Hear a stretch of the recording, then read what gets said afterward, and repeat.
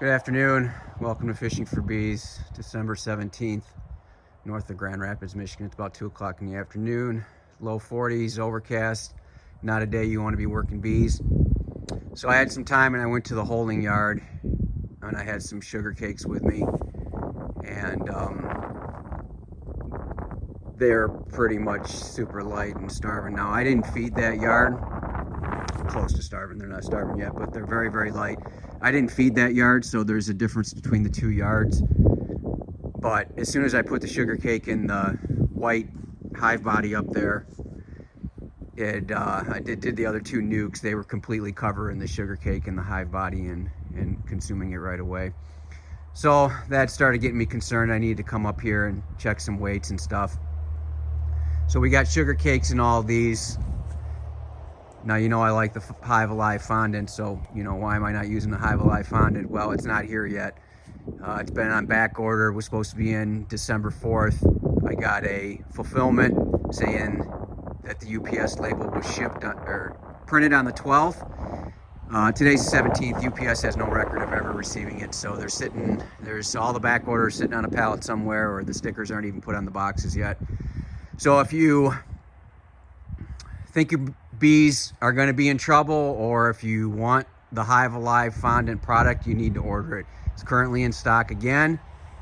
It'll go out of stock again. They're also going to the Cayman Reynolds, I'm sure there's a better name, bee conference. So I'm sure they're bringing a ton of product there. If you're going there, you can grab it there. The bottom line is I need it now for some of my colonies. So I'm using some sugar cakes, and that should buy us some time. Everything up here is pretty good. I got a couple that are light. Everybody's still alive other than the one that's backwards here on the right. I got a video on that dead out. So everybody's doing fine here. All the colonies are alive, including the holding yard. But these 40-degree days, breaking cluster, not foraging, but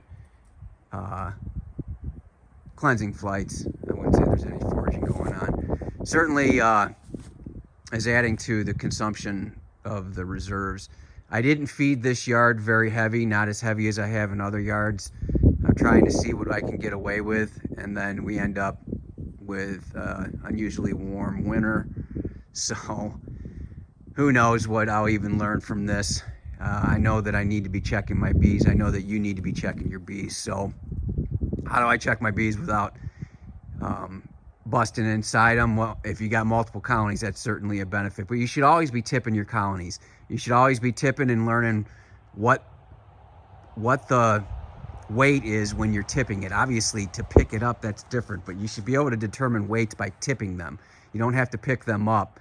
Obviously, I remove the rocks and I remove the lids if I can. If not, I don't, but I certainly remove the rocks and then I tip them. Tip them forward from the back, and you can judge the weights.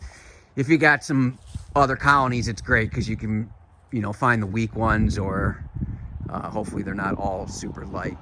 So sugar cakes are on all these. They're not huge. I'm going to show you the inside of one of them really quick. It was not the same experience here. So when I put the sugar cake in at the holding yard and the one deep, single deep up there, put it in the other two, came back and took a peek, they were devouring it. So I'm happy that it's not the same experience here, but they are already on it. And I'll be able to watch these sugar cakes easily from the top, as I'll show you here.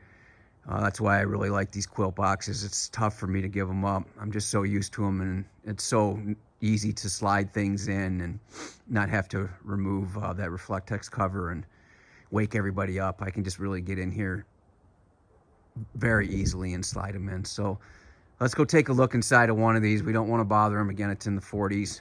But tip your colonies. Stay on it, especially if you're in Michigan, in the northern areas this year. It's going to be an interesting year, and you need to stay on it. Maybe try and hold on some of those reserves, because if we get walloped in late January and February and they got nothing left, they're not going to be able to consume sugar cakes and get to it as easily. So the fondant, the Hive Alive Fondant's nice because you open it on the bottom and they can get right to it from the bottom.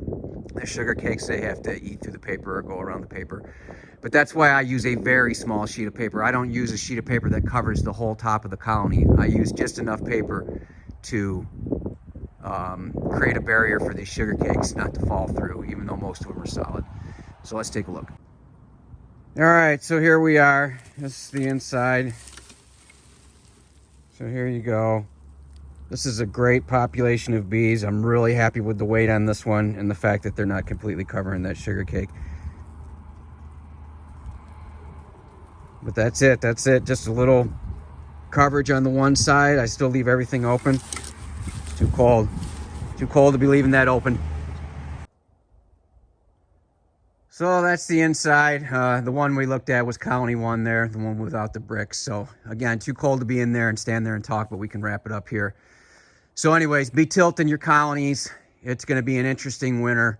Consumption is happening all winter long. If you're assuming your bees are good, you're probably going to be disappointed. We have to verify as beekeepers. We have to control what we can and not worry too much about what we can't. So we can control the mites, we can control the feeding, especially if you rob the honey from them.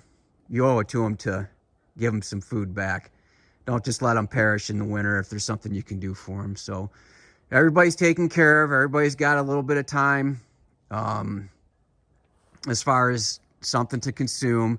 We're going to be in the 30s for a week, and then next weekend we're back in the 40s. So hopefully my Hive Alive Fondant will be here, and I can be ready to put that on.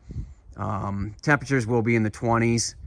So they're going to be staying home and doing some cleansing flights, I guess, next week. But for about the next 4 days, temps are going to be in the low 30s and the 20s at night. That's not that bad of a swing. It's comfortable for them inside here. So I like that. It's certainly better than 15 below and wind chills and everything else. So anyways, check your bees. Don't let them starve out in the winter. There's things you can do. If you don't have the sugar cakes, if nothing else, put down a piece of paper and pour some raw sugar on there.